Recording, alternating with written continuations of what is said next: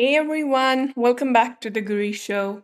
And today we are going to talk about the difference between a free strategy call and a discovery call.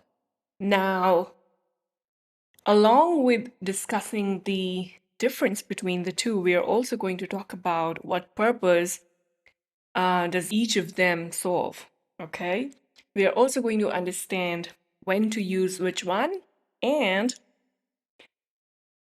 do we need both of these in our funnel, in our strategy, in our business strategy, or do we need one of them or, like both of them? And we are also going to cover when to use which one. Okay? So stay tuned.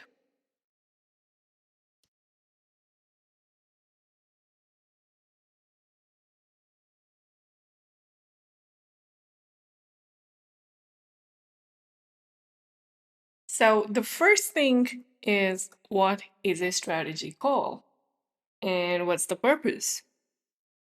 Also, what is a discovery call and what's the purpose?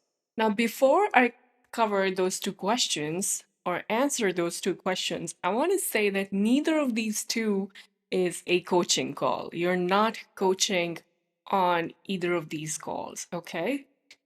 It sounds like, so when we say strategy call or when we say sales call or discovery call, it seems like you have to do some kind of coaching. You have to tell them that, okay, this is how it's done, this is how we're going to do it, and etc., etc. And to an extent, yes, this is how it's done is okay. We are going to cover that in on these calls, but you're not coaching people how it's done. All right. I hope you get the difference. So the first question is, what is a strategy call and what's the purpose? Now, the strategy call is basically, it's like you're simply meeting someone for the first time.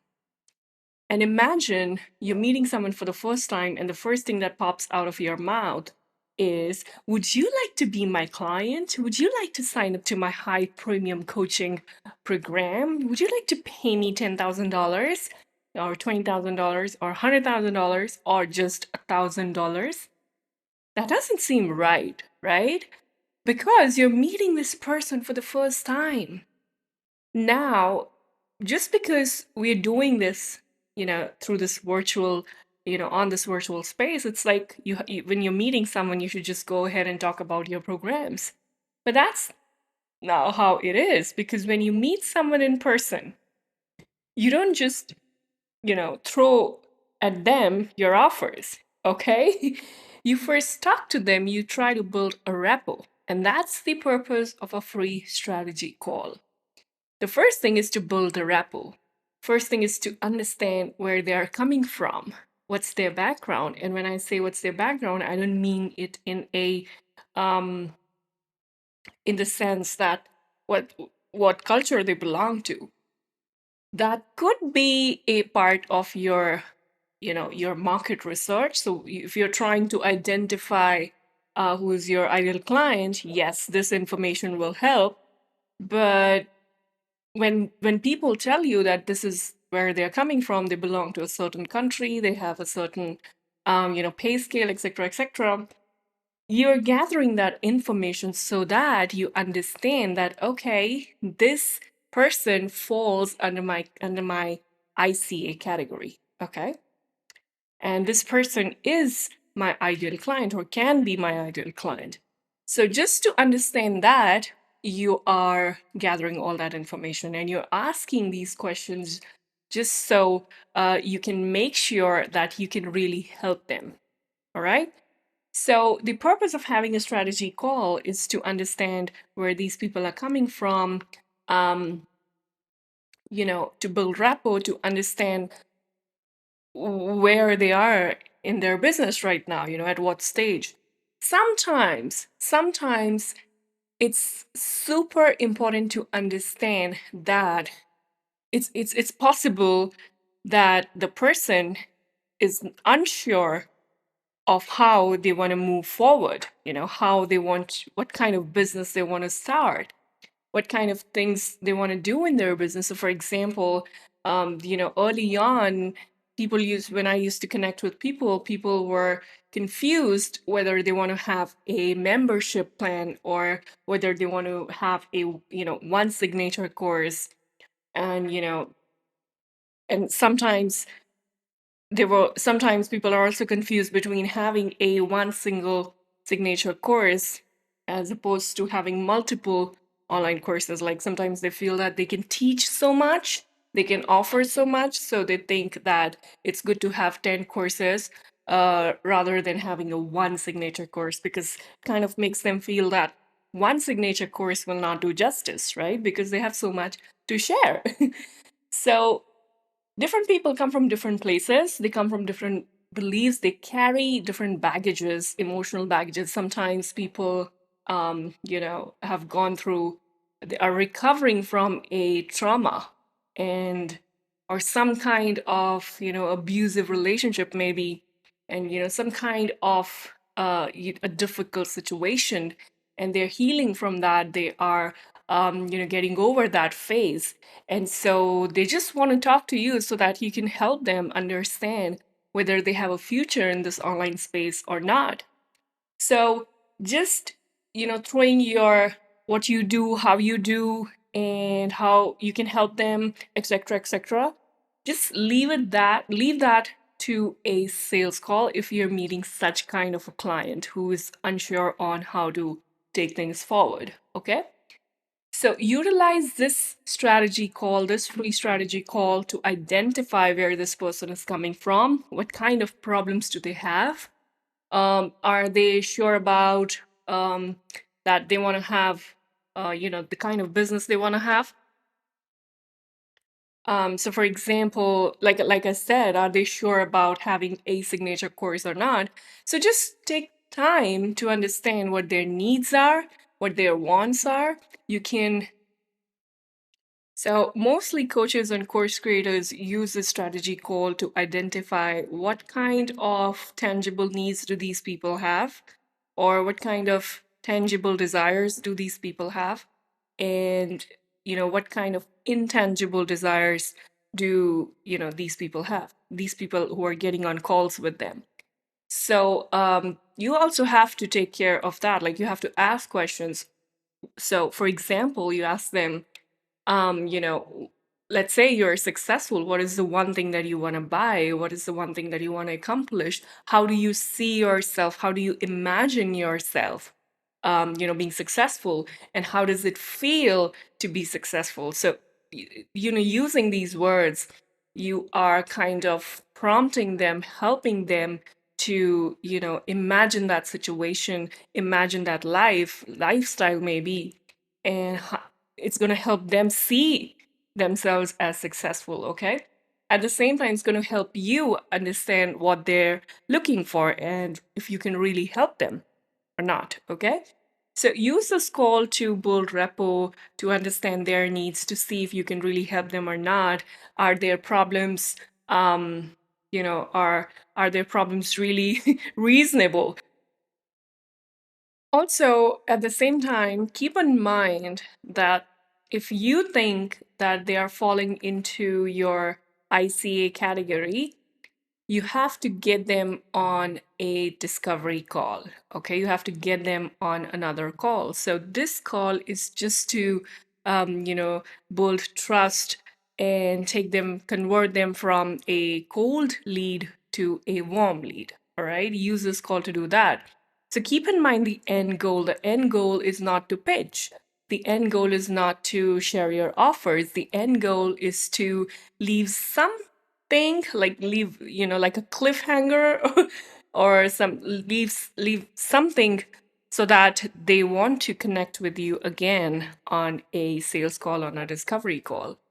So that's the end goal. The end goal is to have them on another call. And that is the call when your end goal would be to share your offers. Okay. So for this call, your end goal is not sharing your offers.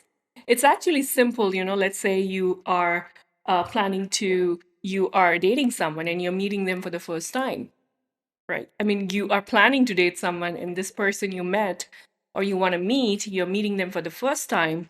and first time you meet, you're just meeting to see whether this person is even falling in that category, the kind of person you want to date.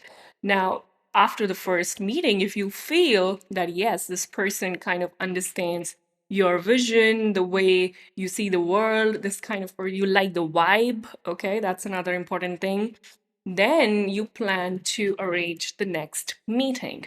And when you arrange the next meeting, that's when you, and on the next meeting, what happens? We are going to talk about that later in this episode, okay?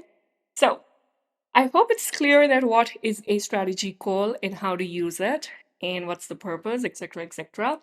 I hope it's clear that when you're meeting someone for the first time, someone you don't know at all, okay? It means it's a cold lead, all right? That is when you have to have them on a strategy call. Now, sometimes what people do is, especially in Facebook groups, sometimes, or for instance, you have a small email list, or you have a small followership. You have like around 500 or maybe 1,000 Instagram followers, maybe 500 Facebook group members, but you're not sure, you're unsure whether what kind of offer you should create, etc., etc. You're still in that market research phase, and you're looking for beta clients. So in that case, it's possible that you first ask these people to fill a survey. And when I say ask, it's kind of like a request. It's not really like, oh, go ahead and fill the survey for me, because no one's going to do that. All right. So it's good to request people to fill a survey form for you, and also make it interesting for them, make it lucrative for them, because people are always people act in their interest. That's the rule. Okay, people act in their interest.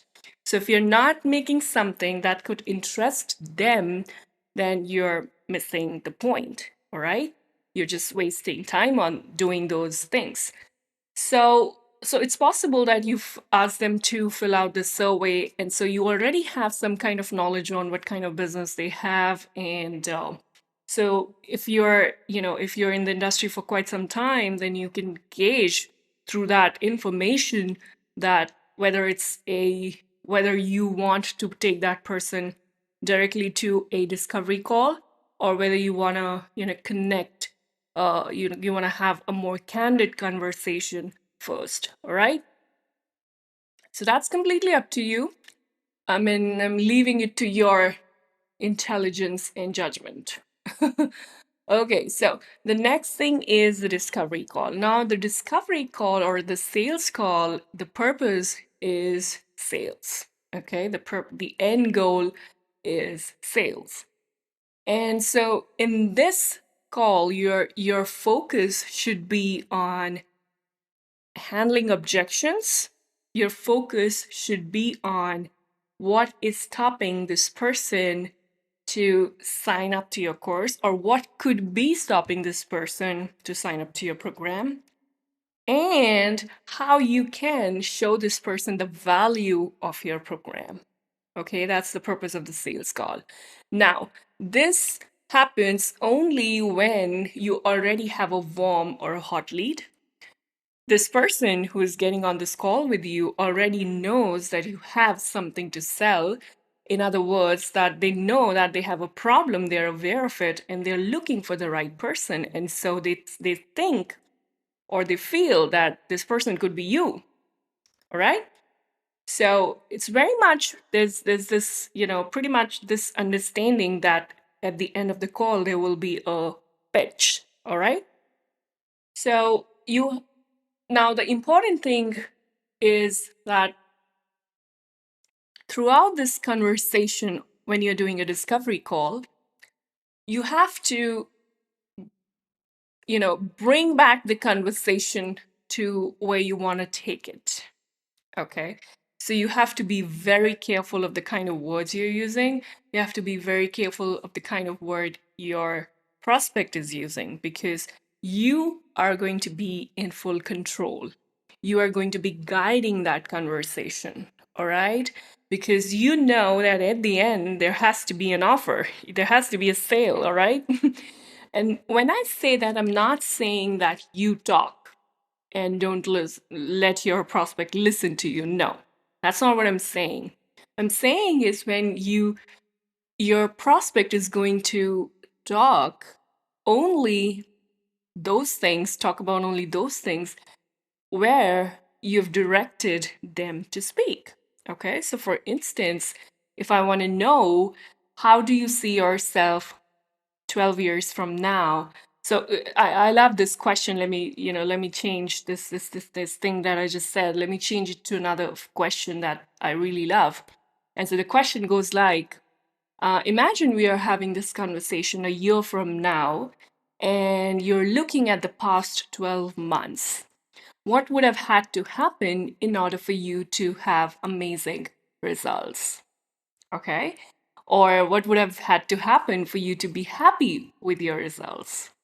So I'm already, directing this person to see himself or herself in that, in that situation where they are happy with their results and they're working with me for next 12 months. Okay.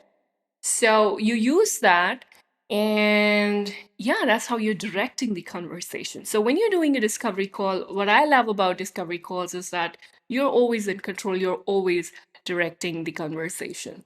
And the other person knows that you're going to sell them. So that means that you have all the right to, mold the conversation according to the way you want. And just keep in mind when I say that, I don't mean that you are only going to do the talking and you're not going to listen to them. Okay, that's not what I mean. Now compare it to strategy call. Strategy call is, I feel, I believe it's like an open conversation. It's like you're talking, but the reason is vibe. The reason is to understand the gap. Okay, where this person is, where this person wants to be. The reason why you do the strategy call is to understand their goal, their commitment, whether they are coachable or not coachable. Sometimes, because of this shiny syndrome, people hop onto the strategy calls, but they're not coachable at all. They have they want to do things, but they don't know whether they're ready to take action or not. So you have to be careful whether, like, you have to understand, not be careful, you have to understand whether this other person is really coachable or not. And you have to identify the gap. You have to let them know the gap. Like, you have to allow them to, you have to, really tell them the gap. Like, okay, this is where you are, and this is where you want to be. So this is what you need to do. You need to take action. And when I say that you have to tell them this is what you need to do, it's not the how, it's not the real how, because the real how is part of your program. Okay? Remember, you're not coaching. You're just identifying the gap. You're just letting them know the gap. And what's the gap really? It's the difference and the distance between their present situation and their desired situation, or present outcome and the desired outcome. Now, it's not always in monetary terms, it can also be in psychological terms. So you have to take note of that as well. Sometimes people are, there's just one habit that is keeping them away from their desired result. Okay. And sometimes it's, too many habits. Sometimes there are too many limiting beliefs. Sometimes there are abundance blocks that are keeping them away from their desired results. And this is given the fact that they're taking action and they're showing up and they are doing everything that they could possibly do, or in their capacity, they are doing a lot of things and they're still not getting results. All right. So I remember I was giving you this example related to, um, you going on a date. So the first time you're just going on a date to get the vibe, right? Just to see whether this person is really going to be whether you're really looking for someone like him or her, right? So the first date is always about understanding your values, your vibes, and your vision in life. You're basically where you're heading, what kind of work you do, and what is your vision, what is your mission, and all of that. Now, once you feel that everything seems to be working in your favor, and both of you feel the same way, then you plan to meet for a second time. And when you do meet for the second time, this time your goals are specific, okay? You either want to go and watch a movie together, or you meet in a cafe and then you plan to go on a movie together. You plan to go watch a foot like a live football match together, or you plan to do a Facebook Live together.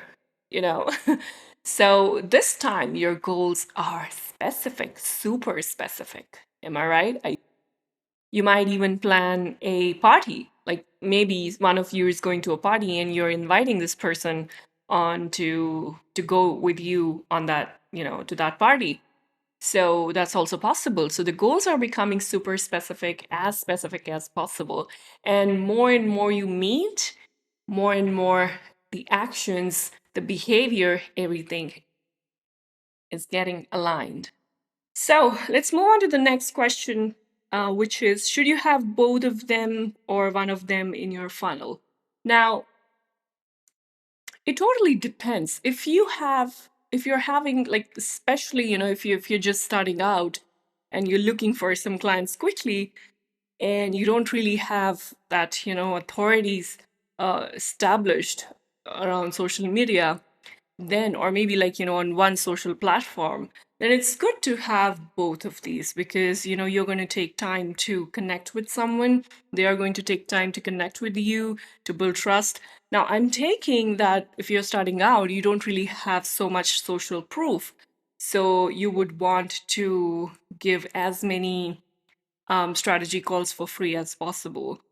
And once you know that, okay, these people are vibing with you, and they feel that they are vibing with you, so you then take them to next level, which is um, the discovery call.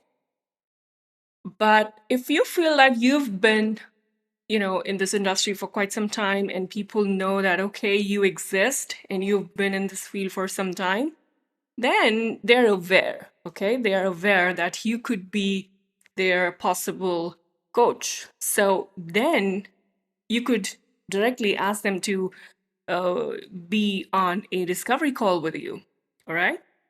And again, there's another thing that I said, that it's okay. You could even start with a survey, and then, then have these people get on a discovery call with you. I'm sorry, I just mix words, and I hope that's fine with you guys. So, and when to use which one? So that's the next question. I think I already answered this question, when to use which one. So it's like when you're dealing with cold leads and you're just at this very nascent stage of your business, then use both of these. Like, you start with strategy call and then take your prospects to another discovery call.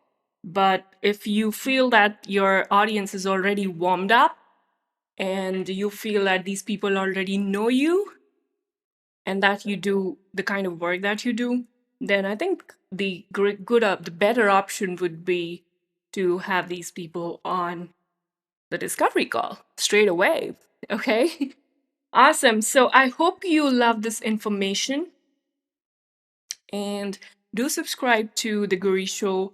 And yeah, and let me know which kind of topics you want me to cover on this show. And apart from the fact that I'm already covering a lot about content that attracts people, content that converts, I'm talking about launches, I'm talking about online courses, etc., etc., everything that takes for you to become a six-figure course creator, everything that takes for you to go from scratch to becoming a six-figure course creator. I'm talking about all of that.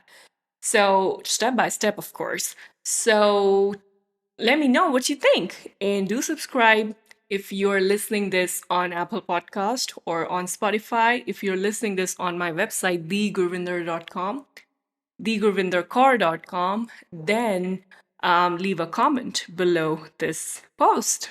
Okay? I'm going to see you next week. Take care till then. Bye bye.